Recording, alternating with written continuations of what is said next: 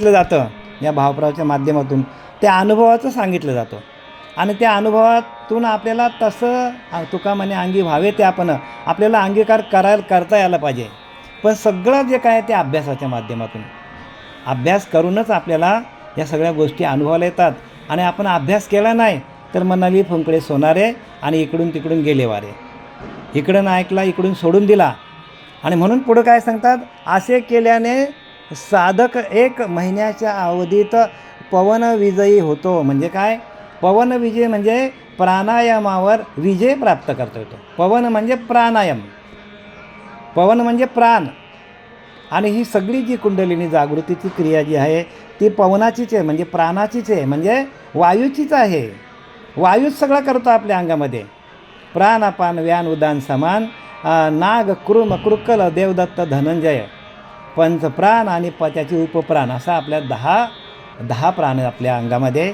आणि हे प्राणच आपल्याला काय करतात, तिथपर्यंत आपल्याला नेऊन सोडतात. त्या प्रणवाचा झन्नत्कार जो आहे तो झन्नत्कार कशाने निर्माण होतो, तो वायूनेच निर्माण होतो. आणि ते वायू आपल्या सर्व अंगामध्ये फिरत असतात. आपल्या मनाच्या माध्यम जिकडे मन जाईल, ज्या चक्रावर मन जाईल तो चक्र जागृत होतो. जसा आता टी व्हीला आपला कॉम्प्युटर आहे, तो उंदीर आहे आपल्याकडे, तो उंदीर काय करतो, बरोबर कुठली खिडकी ओपन करायची विंडो, त्या विंडोमध्ये जातो, क्लिक केला की ती खिडकी ओपन होतो. तसा आपल्याला प्रत्येक चक्रावरती आपल्याला मन नेऊन ते मन आपल्याला ओपन करायला मिळालं पाहिजे. मनाच्या माध्यमातून केंद्र ओपन करता यायला पाहिजे आपल्याला. आणि ते केंद्र ओपन करण्याचं कार्य जे आहे ते मनच करतो. म्हणून तुकोबारांले काही न लगे एक आपलं काय माहिती का, एक भावाची कारणं, आपला भाव तसं व्हायला पाहिजे. काही न लगे की भावाची कारणं तुका म्हणे आन विठ्ठलाचे, आपला भाव जो सोहमभाव आहे तो आपल्याला प्रगट करायचा. आणि सोहमभावाच्या तत्वातूनच आपल्याला ह्या संपूर्ण प्रणवाची किंवा आपल्याला या परमात्म्याची ओळख होतो. आता आपण पुढे जाऊया. परी इथपर्यंत आलो आपण, किती 441 पर्यंत आलो आपण. ऐसा प्राणजयो आलिया हता, 2 प्रकारे भजनावस्था, एकी सगुण आगामोक्ता, दुजी योगासक्ता निर्गुणत्व. म्हणजे आपल्याला सगुण आणि निर्गुण 2 प्रकारच्या भक्ती सांगितली त्याने. एक सगुण भक्ती सांगितली आणि एक निर्गुण भक्ती सांगितली. काय लिहिले, असा ऐसा प्राणाजयो आली हाता, असा आपल्याला प्राणावर विजय मिळवता यायला पाहिजे. प्राणवायूवर विजय मिळवता यायला पाहिजे. आपला प्राणवायू जे आहे त्याच्यावरती विजय मिळवता यायला पाहिजे. आणि आपला प्राणवायूवर आपल्याला विजय मिळवता आला नाही तर आपल्याला ह्या क्रिया जमणार नाही. म्हणून प्राण जयो आली हाता म्हणजे प्राणावर विजय, विजय म्हणजे जय म्हणजे विजय, प्राणावरती जय मिळवता यायला पाहिजे. बघा आता ध्यानाला बसल्यानंतर काही लोकांचे श्वासोश्वास खूप बाहेर पडतात, काही लोकांचा श्वास खूप गरम गरम येतो. आम्ही चेक करतो ना, तर गरम गरम श्वास येतो. गरम श्वास येतो म्हणजे तुमच्याकडं साधना अपूर्ण आहे. आपल्याला शांती नावाचा परमात्मा आपल्या आतमध्ये स्थापित झालेला नाही याचा अर्थ. तुम्ही पूर्ण जेव्हा शांत होता, मन तुमचा शांत होतो, तेव्हा वारा पण थांबला जातो. आणि ज्यावेळेला वारा पूर्णपणे थांबला जातो त्यावेळेला आपल्या नाकातून थंड वायू बाहेर पडतो. आणि बऱ्याचशा साधकांना मी चेक केल्यानंतर वारा गरमच असतो, म्हणजे साधना अपुरी पडतो. आणि प्राणाचाच प्रणव करायचा आपला, तर प्राणच आपल्या हातात आला नाही तर प्रणव कसा काय होईल महाराज. प्राणच आपल्या हातात आला नाही. म्हणून हरी आला हाता मग काय भय चिंता. तुकोबारा सांगतात हरी आला हाता, जर आपला तो नाम आपल्या हाताशी आले तर काय भय चिंता, आपल्याला कसला भय आणि कसली चिंता. हरी आला हाता मग काय भय चिंता. तुका म्हणे हरी काही उरण देऊरी. बघा काहीच आपल्याला चिंता करायची गरज नाही, पण तो आपला प्राण आपल्या हातात येत नाही ना. म्हणून 1 उंगली आपण प्रत्येक उंगली जिंकत जायला पाहिजे. आपण 12 आणि 12 गजनी बाई 16 गजाई जणी, रात्रंदिवस फिरती हरीशी नेनती. कुवारांचं प्रमाण आहे. 12 गजानी बाय 16 गजानी संतांचं प्रमाण आहे. हरीशी नेनती रात्रंदिवस फिरते हरीशी नेनती, म्हणजे 12 उंगल्या बाहेर 16 उंगल्या आत असा श्वास आपला फिरत असतो. मग आपल्याला एक एक उंगळी जिंकता त्या 12 उंगळ्या जेव्हा पूर्णपणे आपण जिंकू आणि त्या प्राणायामाचा साठा आपल्या आतमध्ये जेव्हा आपल्याला साठवता येईल, तेव्हा तो रोमारोमामध्ये तो प्राण फिरत असतो आपल्या आतमध्ये आणि रोम आपला भजन करत असतो. त्या प्राणाच्या माध्यमातून तो भजन होतं. भजन का असंच होतं का आपण केलेलं भजन होतं का? नाही. त्या प्राणवायूला थांबवणं, त्या प्राणवायूशी एकरूप होणं, कारण देव म्हणजे आपला प्राण सांगितलं आहे. त्या प्राणाशी न करावे निर्वाण, त्या प्राणाला आपण बाहेर जाऊन देता कामा नाही. देव म्हणजे आपला प्राणाशी न करावे निर्वाण. मुख्य भक्तीची लक्षणं जाण आयशी, ही मुख्य भक्तीची लक्षणं आहेत आणि ती लक्षणं तुमच्या अंगावर उमटली पाहिजे महाराज. आपल्या श्वासातून आपल्या साधनेतून ते आपल्या अंगावर उमटली पाहिजे लक्षणं. ही लक्षणं आपल्या अंगामध्ये बांधली पाहिजे. लक्षणं अंगता बांधता अंगी, आपल्या अंगामध्ये ही लक्षणं बांधली पाहिजे आणि ती लक्षणं आपल्या संपूर्ण शरीरावर आपल्या चेहऱ्यावर उमटली पाहिजे. आपल्या नाकातून येणारा श्वास, आपल्या डोळ्यांची स्थिती, आपल्या नासाग्रीवरचं ध्यान, आपल्या रोमारोमामध्ये असलेलं ते नाम, आपल्या नाभीच्या ठिकाणी असलेलं जे काही लक्षणं, नाभीच्या ठिकाणी असलेली हालचाल, आपल्या हृदयाच्या ठिकाणी असलेली हालचाल, आपल्या भ्रुकुटीच्या ठिकाणी हालचाल, जे काय हालचाली आहेत त्या सगळ्या हालचाली आपल्या लक्षात यायला पाहिजे आणि या सगळ्या हालचालींना पार करून आपल्याला पुढे जायचं आणि प्राणाचाच प्रणव करता येतो, पण प्राणच आपल्या हातात आला नाही तर. म्हणून हरी आला हाता मग काय भय चिंता, आपल्याला चिंता करायचीच गरज नाही.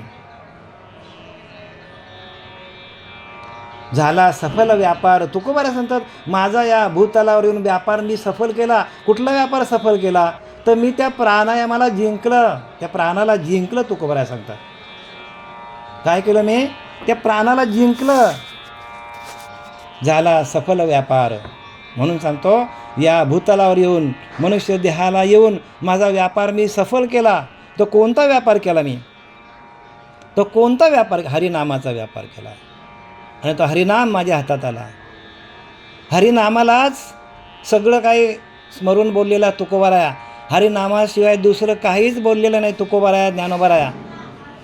आणि ते हरिनामच आपल्याकडं नाही. या दोन प्रकारच्या भजनावस्था सांगितल्यात. एक प्राणाला जिंकणं आणि एक ही सगुण आगमोक्ता आणि एक दुसरा सगुण भगत आहे, सगुण भजन आहे. सगुणाचं भजन पण जमलं पाहिजे आपल्याला. सगुण काय आहे? तर सगुण आपल्याला समोर दिसतं ती मूर्ती सगुण नाही सांगितली. सगुण म्हणजे आपला देह सगुण आहे. देहच आपला सगुण आहे आणि देहाला चालवणारा निर्गुण आहे. जसा माया आहे आणि ब्रह्म आहे. काय आहे? जशी माया आणि ब्रह्म आहे, या मायेला चालवणारा ब्रह्म आहे. जसा क्षेत्रज्ञ आहे, क्षेत्राला चालवणारा क्षेत्रज्ञ आहे, तसा या सगुणाला चालवणारा निर्गुण आहे. म्हणून रामदास स्वामींनी लिहिले आहे सगुण निर्गुण कालवले, एकत्र आले, एक केलं सगुण निर्गुणाला. आता सगुणही बाजूला होऊ शकत नाही ना निर्गुणही बाजूला होऊ शकत नाही.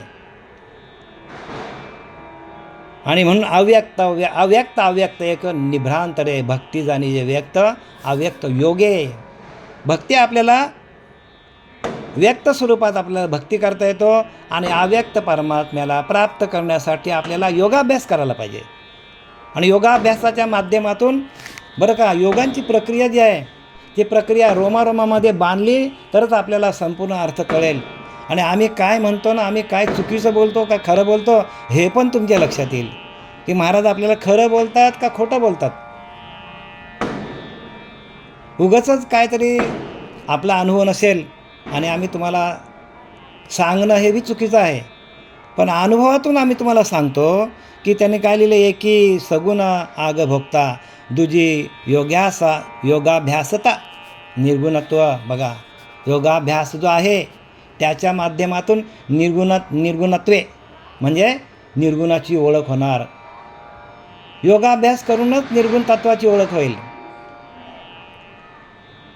आणि निर्गुण तत्वा जाणीजे परमात्मा निर्गुण तयासीच म्हणजे ज्ञान. समर्थ सांगतात, जाणीजे परमात्मा निर्गुण तयासीच म्हणजे ज्ञान. त्यालाच ज्ञान म्हणा. सगुण भक्तीला एवढी मान्यता दिलेली नाही. मग सगुण भक्ती टाकायची का? अजिबात टाकायची नाही. का? तर त्यांनी सांगितलं आहे की तुम्ही एका शाळेत शिकलात, शाळेतून शिकून तुम्ही कॉलेजला गेलं, मग आता शाळा मोडून टाकायची का? अजिबात नाही. शाळा आहे ती मागच्या लोकांसाठी आहे. आपली मुलं आहेत, आपले नातवंड आहेत, आपली पंतवंड आहेत. आपण पण त्यातूनच बाहेर गेलो, त्या शाळेतूनच बाहेर आलो. मग ती शाळा मोडायची का? नाही. सगुण भक्ती आहे तशीच ठेवायची. सगुणाचे आधारे निर्गुण पाविजे निर्धारे. सगुणाचा आधार घ्यायचा आणि निर्गुण तत्वाकडे निघायचा. मग काही लोक सगुणामध्येच थांबलेले आहेत. मग आपण त्याला काय नाही करू शकतो. मग त्यांनी जे मार्ग दाखवले त्यांना ते खरं वाटतं. त्याचा पुढचा मार्ग कोणी देत नाही. पण तुकोबाराय काय सांगतात, ज्ञानोबाराय सांगतात, नाथ महाराज काय सांगतात, ह्याच्याकडे आपलं लक्ष असलं पाहिजे. म्हणून आपल्याला शास्त्राचा अभ्यास आपल्याला फक्त आधार घेण्यासाठी करायचा आहे. आधार घेण्यासाठी शास्त्राचा अभ्यास आहे. पण खरा अभ्यास जो आहे तो आपल्या आतमध्ये आहे. ज्ञानदेव म्हणे, हरी माझा समर्थ न करवे अर्थ उपनिषदा. बघा, ज्ञानोबारांनी काय सांगितलं आहे? हरी माझाच समर्थ आहे. हरीच सगळीकडे आहे. बरं का, हरीमध्येच सगळी ताकद आहे. हरी म्हणजे ते नाम आहे. ज्ञानदेव म्हणे, हरी माझा समर्थ, सर्व काही करणारा हरीच आहे. म्हणजे नामच करतो सगळा. आणि न करवे अर्थ उपनिषदा. उपनिषदांना पण त्याचा अर्थ कळत नाही. मग उपनिषदांचा आधार आपल्यासारख्यांनी का घ्यायचा? की जे आता याच्या आधी जे संत आले, त्या संतांनी जो अनुभव घेतला आणि तोच अनुभव आपल्याला यायला पाहिजे. तसाच्या तसाच यायला पाहिजे. डिक्टो म्हणतात त्याला, जसाच्या तसाच, हुबेहूब आपल्याला तसा अनुभव यायला पाहिजे. आणि हुबेहूब अनुभव आला संतांना आणि त्याने आपल्यासमोर हुबेहूब हे शास्त्र लिहिले. का? तर ते आपल्यासमोर राहावं, हुबेहूब आपल्या चित्र समोर राहावं. आणि आपल्याला तसं हुबेहूब दर्शन का होत नाही किंवा आपल्याला का कळत नाही? तर तुका म्हणे अंगी व्हावे ते आपण. आपल्याला तसा अंगीकार करावा लागेल. आणि म्हणून भजाया जणी पाहता राम येको, करी बाण येको, मुखी शब्द येको, आणि क्रिया पाहता उद्धरे सर्व लोक. सगळ्या लोकांना, सगळ्या जगाचा उद्धार केला. अशा क्रिया करून दाखवल्या रामाने. एक वचनी, एक पत्नी, एक बाणी. सगळ्या क्रिया करून दाखवल्या. एकच पत्नी, एकच वचन, बस. म्हणून रघुकुल रीत सदा चले आहे. प्राण जाये पर वचन जाये, वचन न जाये. ज्या वचनाला जागृत झाला तो, जी वचनं दिली त्या वचनाला जागृत राहिला तो. एवढा सरळ स्वभावाचा प्रत्यक्ष राम या भूतलावर अवतार पुरुष जन्माला आला. आणि त्यांची जन्मभूमी अयोध्या, तिथे जे काय सादरीकरण चाललेलं आहे, तिथं जे काय नामघोष चाललेला आहे, आणि तोच नामघोष प्रत्येकाच्या हृदयामध्ये आहे. आणि तोच नामघोष आपल्या आतमध्ये चाललेला आहे. त्याच रामाचं भजन आहे. त्याच रामाचं भजन, तोच राम आपल्या आतमध्ये आहे. पण त्या रामाला ओळखण्यासाठी प्रत्यक्ष रामाला वशिष्ठांना शरण जावं लागलं. तसं आपल्याला पण वशिष्ठ मुनीसारखे संत भेटले तर आपणच राम आहोत. प्रत्येक माणूस हा राम आहे. दुजी योगाभ्यासता निर्गुणत्व. बघा, दुसरी जी योगाभ्यासाची योग्यता जी आहे ती निर्गुण तत्वामुळं माणसाकडे येतो. आणि निर्गुण काय आहे? म्हणून जाणीजे परमात्मा निर्गुण तयासीच म्हणजे ज्ञान. त्या वेगळे अज्ञान सर्व काही. त्याच्या व्यतिरिक्त जे काय असेल ते सगळं अज्ञान असं संत रामदास सांगतात. मग आता आपण योगाभ्यास करायला पाहिजे प्रत्येकाने. कारण इथे त्यांनी वॉर्निंग दिलेली आपल्याला की निर्गुण परमात्माच खरा आहे. म्हणून गणाधीश जो ईश सर्व गुणाचा, मुळारंभ आरंभ तो निर्गुणाचा. निर्गुण तत्वाला जाणणं म्हणजेच रामाला जाणणं. म्हणूनच रामदास स्वामींनी लिहिलं, पहिल्याच मनाच्या श्लोकमध्ये पहिलाच श्लोक आहे, गणाधीश जो ईश सर्व गुणाचा. या प्रत्येक गणांना चालवणारा जो ईश्वर आहे तो सर्व गुणांनी संपन्न आहे. पण तो कसा आहे? मुळारंभ आरंभ. तो त्याचा आरंभ कुठून झालेला आहे? तर निर्गुणातून झालेला आहे. मुळारंभ आरंभ तो निर्गुण तत्वातून झालेला आहे. आणि ते निर्गुणाची भक्ती आपल्याला जमली पाहिजे. परी दोहोचे समाधान निर्गुणीच पावे जाण. सांगितलं काय सांगितलं? दोन्ही आहेत, निर्गुण भक्ती पण आहे आणि सगुण भक्ती पण आहे. पण तुम्हाला समाधान पाहिजे असेल तर निर्गुणातूनच लिहिले. परी दोहींचे समाधान निर्गुणीच पावे जाण.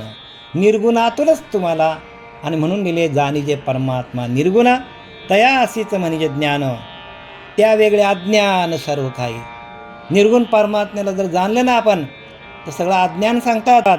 परी दोहीचे समाधान निर्गुणीच पावे जाण. त्या दोहींचे उपलक्षण संक्षेप श्रीकृष्ण सांगत.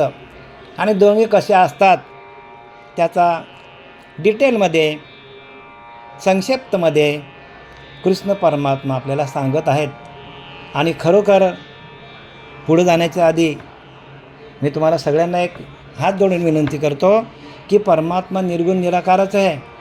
आणि त्या निर्गुण निराकाराची आपण ओळख घेतली नाही आणि आपण जर सगळ्याच मूर्त्यांची पूजा करत बसलो, करुणा अशातली वार्ता नाही. आम्ही तुमच्यावर का भांडतो तर तुम्ही साधक आहात.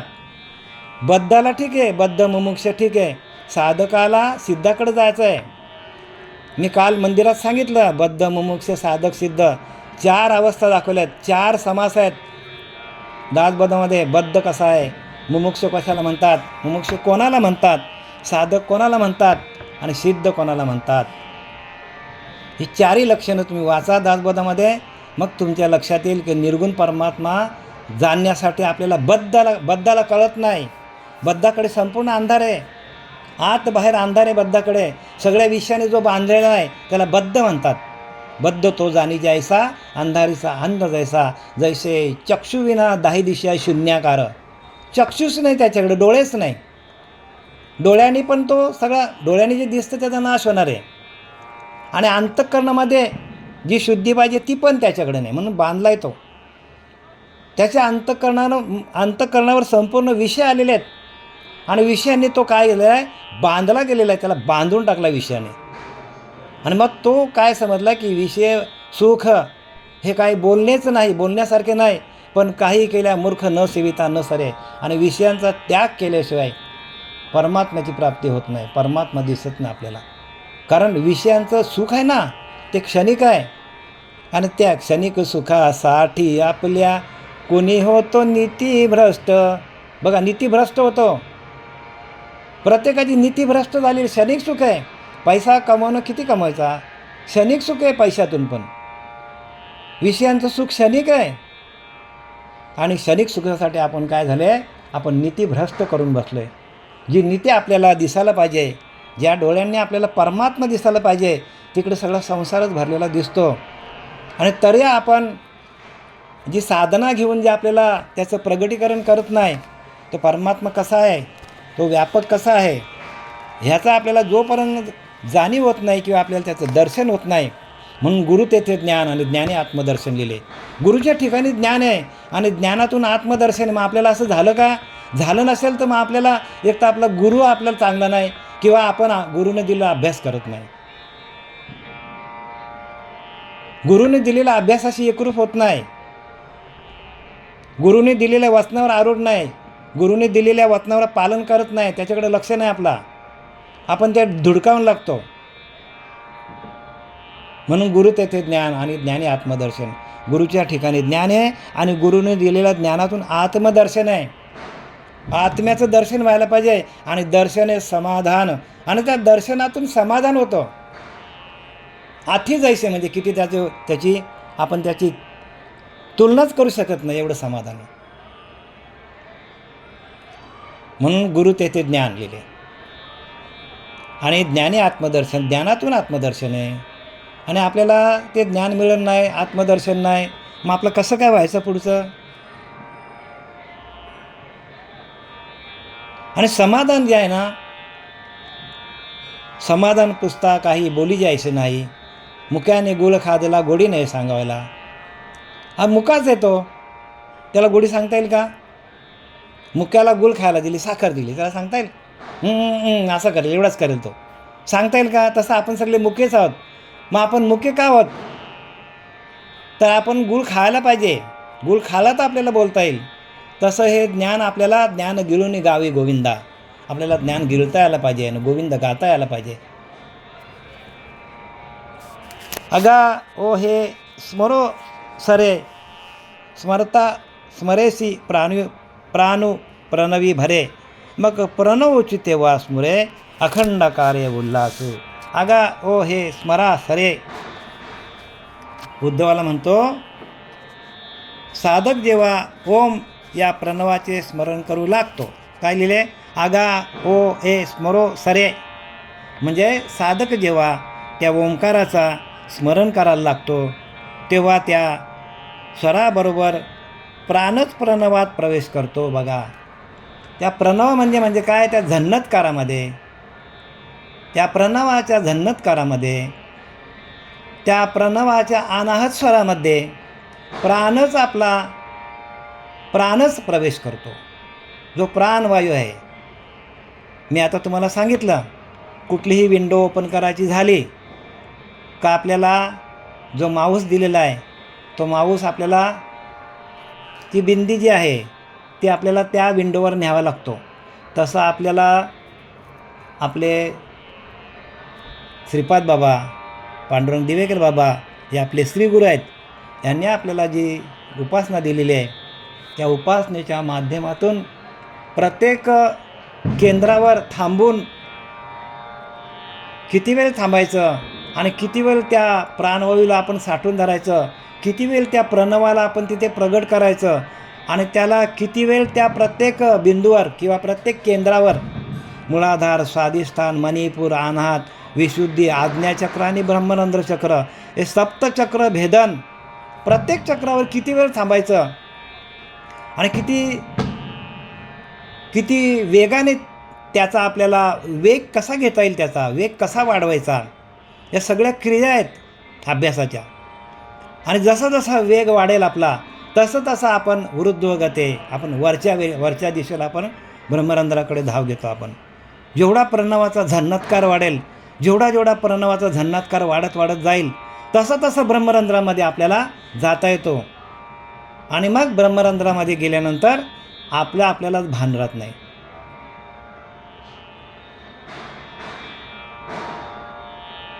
आपल्यालाच काय करतो आपल्याला समजत नाही. मी माझे हरपलो जेथीचा तेथे, बघा तिथल्या तिथंच आपण हरून जातो. मी माझा हरपलो जेथीचा तेथे, जिथल्या तिथेच सगळं हरपून जातो आपला. आणि आपल्याला आनंद स्वरूप अवस्था होते. आणि प्रत्येक चक्रावर आपल्याला प्रत्येक चक्र ओपन कसं करायचं हे आपल्याला त्या मनाच्या माध्यमातून, मनच आपल्याला, मन जो आहे ना फिरणारा मन, त्या मनाकडे ते झन्नत्कार यायला पाहिजे. आणि ते मन आपल्याला मूळाधारपासून तर ब्रह्मरंध्रात कसं न्यायचं हे आपल्याला ते प्रणवाच्या माध्यमातून, प्रणवाच्या माध्यमातून, म्हणजे प्राणालाच प्रणव करायचा आपल्याला. आणि प्रणवामध्ये प्राण आपल्याला घालता यायला पाहिजे. आणि तो झन्नत्कार जो अनाहत ध्वनी आहे तो आपल्याला जेवढी साधना वाढेल तेवढा आपल्याला अनुभव वाढतो. आणि तेवढा आपल्याला, काही माणसांना 1 तासाने होईल, काही माणसांना 2 तासाने होईल. आणि ज्याची प्रॅक्टिकल, म्हणजे जो रोज सराव करेल त्याला 10 मिनटात त्याची लिंक लागते, 10 मिनटात आपल्याला अनुभूती येते. पण काही माणसांना 2-2 तास झाले, 3-3 तास झाले तरी येत नाही. काही माणसांना अखंड आयुष्य गेलं तरी होत नाही. ह्याला कारण काय? तर ह्याला कारण आपलं लक्ष कमी आहे, तिथे आपली साधना कमी पडतो, आपली गुरुवर श्रद्धा नाही. याच्यासाठी आपल्याला श्रीगुरू नायके पूर्ण कृपा केली. श्रीगुरूंची पूर्ण कृपा लागते ह्याला. अशी अर्धवट कृपा ठेवून जर आपण पळालो तर आपण 50 गुरु केले तरी आपल्याला त्याचं ज्ञान होणार नाही. गुरुकृपा सगळ्यात श्रेष्ठ. काय लिहिले? श्री गुरुकृपा किल्ली. गुरूंची कृपा हीच किल्ली आहे. ह्याच्यावर एकच उपाय आहे. वशिष्ठाने रामावर कृपा केली कारण वशिष्ठांकडे ती किल्ली होती. संदीपनाने कृष्णावर कृपा केली कारण किल्ली संदीपाकडे होती. तुकोबारावर कोणाने कृपा केली? बाबाजी चैतन्याने कृपा केली. ज्ञानोबारावर कोणी केली? निवृत्तीनाथाने केली. श्री गुरुकृपा हेच गुरु किल्ली. श्री गुरुची कृपा हीच गुरु किल्ली आहे. कृपा ही किल्ली आहे, लक्षात ठेवा. किल्ली म्हणजे अशी कुठे सेपरेट आपल्याला लॉकला ताळ्याला लावायची किल्ली नाही सांगितली. श्री गुरु कृपा हेच गुरु किल्ली. श्री गुरूंची कृपा हीच गुरु किल्ली आहे. जेणे ज्ञानदृष्टी प्रकाशली. बघा, त्या गुरुच्या कृपेतून ज्ञानदृष्टी प्रकाशित होते. ज्ञान ही दृष्टी आहे. ज्ञानाची दृष्टी आपल्या आतमध्ये आहे. ती गुरुच्या कृपेच्या माध्यमातूनच आपल्याला प्रगट होतो. म्हणून गुरुला कमी समजू नका. गुरुला जो कमी समजला त्याचा जन्म व्यर्थ गेला समजला. अजिबात कमी नाही समजायचं गुरुला. श्री गुरुकृपा हेच गुरु किल्ली, जेणे ज्ञानदृष्टी प्रकाशली. द्वैत कपाटे उघडली एकसारी. म्हणजे द्वैत कपाटे म्हणजे द्वैत तुमचा बाजूला काढला. द्वैत भाव बाजूला काढला तुमचा. तुम्ही दोन नाही, तुम्ही एकच आहात. आणि तुम्ही फक्त आत्मा आहात. तुम्ही देह नसून तुम्ही आत्माच आहात. हा भाव तुम्हाला गुरूंनी जागृत केला. द्वैत कपाटे उघडली म्हणजे द्वैत बाजूला केला आणि तुम्हीच परब्रह्म आहात. अहम ब्रह्मास्मी तत्वमसी, ते तत्व तुम्हीच आहात. एकोहम, ते एक तुम्हीच आहात. शिवोहम, ते शिवतत्व तुम्हीच आहात. ही गुरुची किल्ली आहे, ही गुरुकृपा आहे. आणि गुरुकृपेला जो पात्र ठरला तोच पुढे जाईल. गुरुकृपेला पात्र तुम्ही ठरा. गुरुने तुमची पात्रता वाढवली पाहिजे. आणि तुम्ही तुमची पात्रता वाढवायची असेल तर गुरूंची सेवा हीच गुरुकिल्ली आहे. गुरुची सेवा करणं सगळ्यात श्रेष्ठ गोष्ट आहे. आणि आता प्रत्येकाला गुरु बनायचं, प्रत्येकाला मालक बनायचं आहे. दास्यभक्ती कोणाला करावीशी वाटत नाही. आणि म्हणून ही सगळी परंपरा खुंटीत चालली. गुरुची सेवा करायला कोणीच तयार नाही. जो तो आपला हिरो बनायला तयार झाला आहे. विलन बनायला कोणीच तयार नाही. दास्यभक्ती करायला कोणीच तयार नाही. ज्याला त्याला मालक बनायचा आहे. आणि म्हणून सगळा घोटाळा होत चाललेला इकडे. गुरु शिष्याची जी काय आतमध्ये चाललेली हालचाल आहे, आतमध्ये चाललेली भक्ती आहे, ती गुरुला बघितल्या लगेच गुरु समजतो. ताबडतोब एका सेकंदामध्ये समजतो. तुमच्या चालण्यावरनं, तुमच्या बोलण्यावरनं, तुमच्या वागण्यावरनं, तुमच्या पाया पडण्यावरनं सगळ्या ज्या खुणा आहेत त्या गुरु जाणत असतो. आणि म्हणून गुरुशी व्यवस्थित राहावा. गुरु दाविले या वाटा. काय लिहिले? गुरुंनी वाट दाखविले येऊनी विवेक हे तीर्थतटा. विवेक रूपी तटावर तुम्हाला यायला सांगितलंय. धुवुनी मलकटा बुद्धीचा तेने. गुरु काय करतो? बुद्धीवर आलेला मलकट धुवून टाकतो. आणि तो जर धुतला नाही तर आपल्याला स्पष्टता काहीच दिसणार नाही. सगळा अंधकार दिसेल आपल्याला. आणि आपल्याला असं वाटतं आपण करतो ते खरं आहे, पण ते खरं नसतो. मग नंतर फसगत होतो.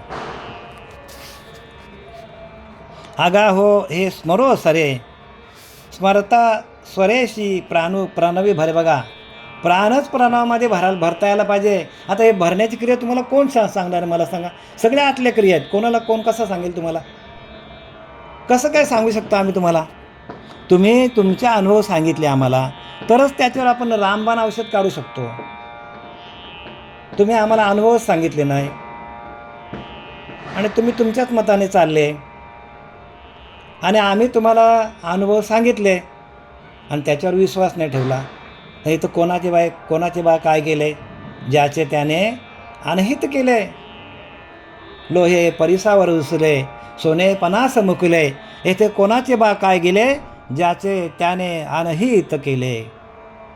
लोहे परिसावर रुसले. म्हणजे काय झालं?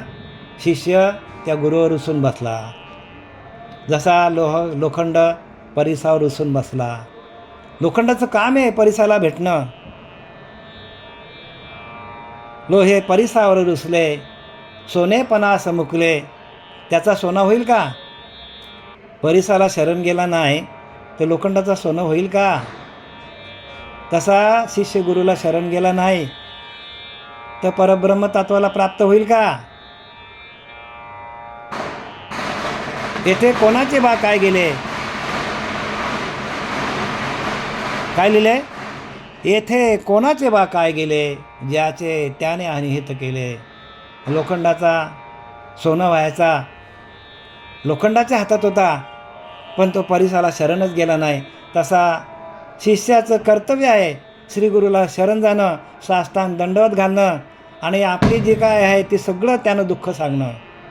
हे कर्तव्य शिष्याचं आहे आणि ते कर्तव्य जर दक्षतेने पार पाडलं नाही, याचं कोणाची बा काय गेले, ज्याचं त्याने अनहित केलं. आपलंच आपण अनहित करतो आणि आपला अनहित होऊ नये यासाठी प्रत्येक शिष्याने श्रीगुरूला शरण जायला पाहिजे. तेव्हा आपल्यावर गुरुकृपा करतात आणि गुरुकृपा हीच गुरुकिल्ली आहे. स्मरता स्मरेशी स्वरेशी प्राण प्रणवी भरे. प्राण काय भरतो? प्रणवामध्ये भरतो, त्या ओंकार तत्वामध्ये भरतो. मग प्रणवची तेव्हा स्मुरे, मग फक्त प्रणव उरतो, त्याचा झन्नत्कार होतो. अखंडकारे उल्हास होतो. अखंड म्हणजे माणसाला उल्हास करतो. उल्हास म्हणजे आनंद, आनंदच आनंद होतो. अखंडकारे उल्हासे. बघा, आनंद पोटात माझ्या मावेना मावेना, आनंद पोटात माझ्या मावेना. हे जे गाणं काढलं कशाला काढलं आहे? आपल्या पोटामध्ये आनंद आनंद तयार होता आपल्यामध्ये. अखंडकार, अखंड म्हणजे खंडन होत नाही त्याचं. अखंड आनंदच आनंद, आनंदच आनंद, आनंदच आनंद, सगळीकडे आनंदच दिसतो. मग कानी जे पेरिले डोळा ते उगवले आणि व्यापक भरले परब्रह्म ते, तेव्हा तेव्हा हा प्रमाण वापरतात आपल्याला. कानी जे पेरिले डोळा ते उगवले. सगळीकडे परमात्मा दिसायला लागतो आपल्याला. कानातून दिलेला असतो पण डोळ्यातून दिसायला लागतो परमात्मा. आणि व्यापक भरले सगळीकडे व्यापकतेने भरले परमात्मा. हो, परमात्मा व्यापक आहे आणि आपण एका फक्त मंदिरात बघतो. म्हणजे याला कारणीभूत कोण? आपणच आहोत. आपण कारणीभूत आहोत.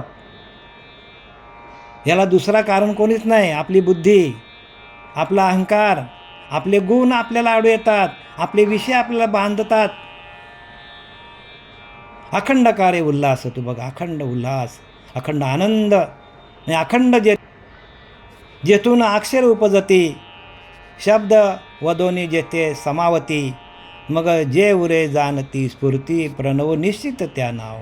जेथून अक्षर उपजती, जेथून संपूर्ण अक्षर उपजतात. बरं का, शब्द वदोनी जेथ सामावती. आणि शब्द काय करतो? शब्द तिथं वदला जातो पण तो त्या प्रणवामध्ये समावला जातो, म्हणजे त्या नामामध्ये सामावला जातो, त्याच्याशी एकरूप होतो. मग जे उरे जाणती स्फूर्ती, आणि तिथून स्फुरण तयार होतो, स्फूर्ती तयार होतो, आनंद तयार होतो, उल्हास तयार होतो. प्रणव निश्चित त्या नाव, त्याला प्रणव म्हणतात. बघा काय सांगितलं आहे. या सगळ्या प्रक्रिया आपल्याला अनुभवायला यायला पाहिजे. याच्यासाठी आपल्याला 2-2, 3-3 तास ध्यान करायला लागेल. प्रत्येकाने ध्यान करा. देथ अखंड प्रसन्नता, अति जेथे चित्ता तेथे रिगणे नाही समजता संसारिका. देख अखंडित प्रसन्नता, माऊली सांगतो, अति जेथे चित्ता, चित्तामध्ये अखंड प्रसन्नता आहे. अखंड त्या प्रणवाचा झन्नत्कार चालू आहे. अति जेथे चित्ता, चित्तामध्ये चालू आहे प्रणवाचा झन्नत्कार. तेथे रिगणे नाही समजता संसारिका. संसार दुःख, त्याचं संसाराचं दुःख येणारच नाही.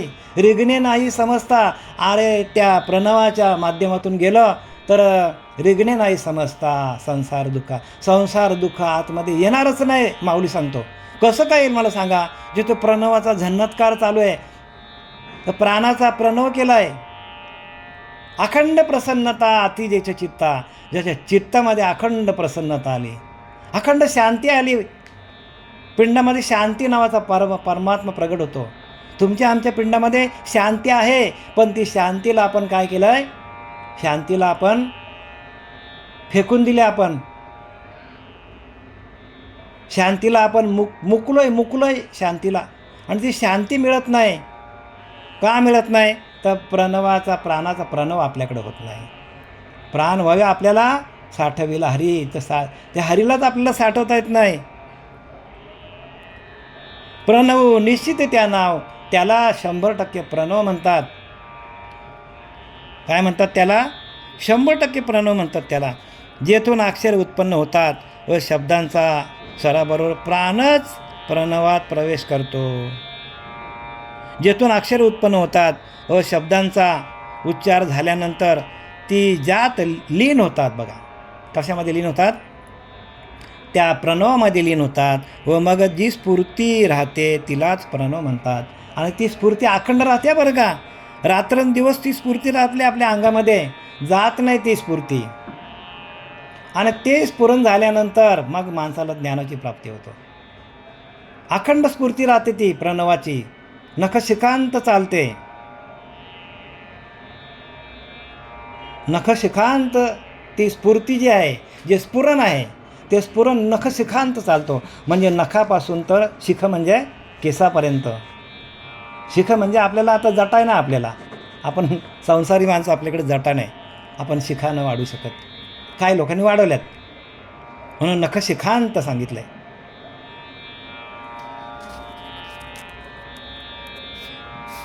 जेथून अक्षरे उत्पन्न होतात व शब्दांचा उच्चार झाल्यानंतर ती ज्यात लीन होतात, मग ती स्फूर्ती राहते तिलाच प्रणव म्हणतात. आणि ती स्फूर्ती अखंड चालते बरं का, अखंड. हा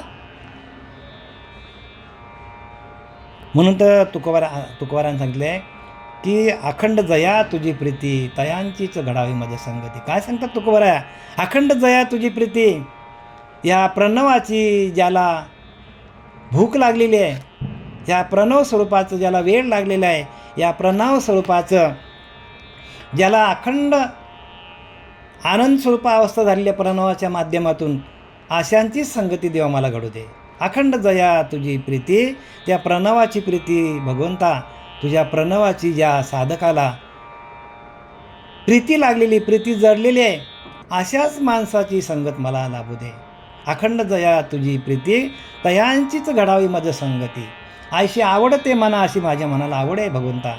आणि देवा पुरवावी वासना, आणि देवा ही वासना तू माझी पुरव बरं का देवा, हीच वासना पुरव माझी, बाकी नको मला, वासना नको बाकी मला, वासना नदी महापुरी ती नको आपल्याला. ज्याची अखंड जया तुझी प्रीती, ज्याला तुझ्या प्रणवाचा स्फुरण झालेला आहे, प्रणवाचा स्पर्श झालेला आहे, आणि प्रणवाचा माध्यमातून ज्याच्या हृदयामध्ये आनंद स्वरूपावस्था झालेली आहे, ज्या प्रणवामध्ये तो अखंड वावरतो, अशा त्या सिद्ध पुरुषाची मला संगत घडू देवा. अखंड जया तुझी प्रीती तयांचीच घडावी, त्यांचीच मला संगत घडू दे. अशी आवडते मना भगवंता, अशी माझ्या मनाला आवड आहे. आणि भगवंता ही माझी मागणी तू पूर्ण कर बरं का भगवंता, असं तुकोबराय म्हणतात.